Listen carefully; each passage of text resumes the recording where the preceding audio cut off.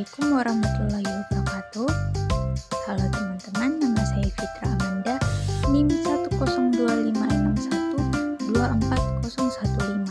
dari jurusan Tadris Bahasa Inggris kelas I1 kampus Stein Majene.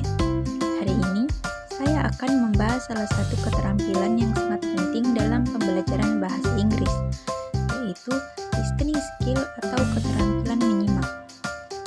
Saya memilih topik ini karena dalam proses belajar bahasa asing, listening sering dianggap sulit, padahal sebenarnya listening adalah fondasi utama untuk menguasai kemampuan-kemampuan lain seperti speaking, reading, bahkan writing.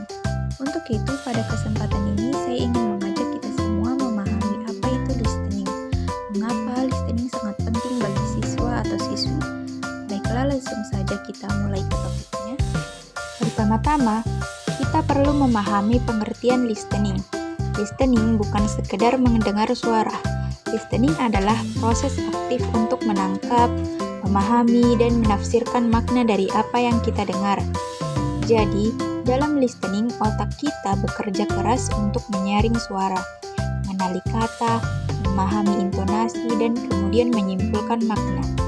Listening tidak pasif, justru sangat aktif. Ketika belajar listening di sekolah, terutama di SMP dan SMA, ada 3 jenis fokus utama. Yang pertama adalah listening for gist, yaitu menyimak untuk mengetahui gambaran umum.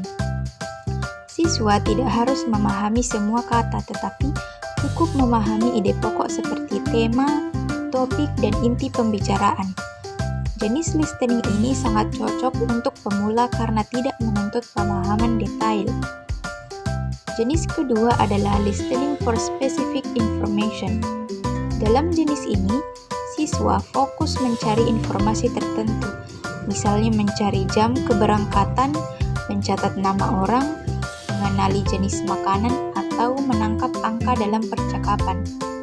Listening jenis ini melatih kepekaan siswa terhadap detail.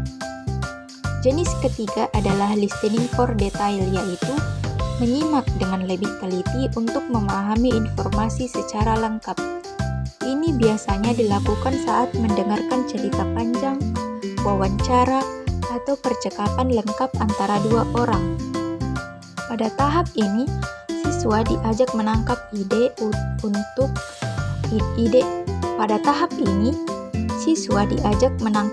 utama dan detail pendukung. Selanjutnya, dalam pembelajaran listening, terdapat 3 tahap penting yang tidak dapat dipisahkan, yaitu pre-listening, while listening, dan post-listening. Tahap pertama, pre-listening. Tahap ini adalah tahap persiapan. Guru memperkenalkan topik, menampilkan gambar, menjelaskan kosakata sulit, atau memberikan pernyataan pemantik. Tahapan ini penting agar siswa tidak merasa terkejut atau bingung saat audio dimulai. Pre-listening ibarat pemanasan sebelum mulai berolahraga. Tahap kedua, while listening. Pada tahap ini, siswa benar-benar mendengarkan audio. Kegiatan yang dilakukan bisa berupa mencocokkan gambar, mengisi tabel, menjawab pertanyaan true or false, atau menentukan urutan peristiwa, mencari kata kunci. Guru biasanya memutar audio 2 hingga 3 kali agar siswa memiliki kesempatan memahami isi secara bertahap. Tahap ketiga adalah post-listening, yaitu aktivitas lanjutan setelah mendengarkan. Contohnya menceritakan kembali isi audio, berdiskusi dengan teman, menyampaikan pendapat, menyelesaikan soal pemahaman, atau menghubungkan isi audio dengan kehidupan sehari-hari. Tahap ini membantu memperkuat pemahaman siswa. Selain tahapan pembelajaran, pemilihan media juga sangat penting untuk siswa SMP dan SMA. Guru biasanya menggunakan audio percakapan, video pendek, film, lagu, dialog dari aplikasi pembelajaran, dan bahkan podcast remaja. Media visual seperti video sering lebih efektif karena membantu siswa memahami konteks melalui ekspresi wajah, gerak tubuh dan latar situasi. Hal ini membuat siswa lebih mudah menangkap makna meskipun kosakata mereka masih terbatas. Listening memiliki banyak manfaat nyata bagi siswa. Pertama, listening melatih kemampuan menangkap bahasa secara natural. Siswa belajar bagaimana kata diucapkan, bagaimana intonasi bekerja, dan bagaimana ekspresi mempengaruhi makna. Kedua, listening meningkatkan kosakata.